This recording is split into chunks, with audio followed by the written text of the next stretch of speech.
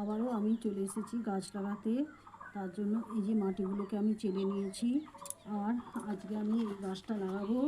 এই গাছটা প্রায় 3 মাস যাবৎ এই ব্যাগে পড়ে আছে। এবার গরম পড়ে যাচ্ছে, না যদি এই গাছটা লাগাই গাছটা ধীরে ধীরে কেমন হয়ে যাবে।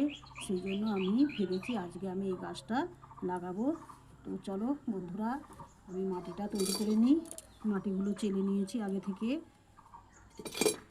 আর গোবর সার দেবো,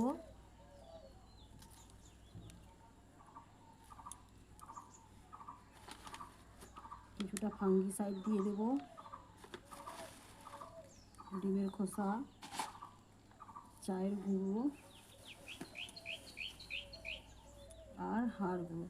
তোমাদের কাছে বন্ধুরা যদি কিছু নাও থাকে, মাটির সাথে যদি তোমরা গোবর সার মিশিয়ে দাও তাতেও হবে।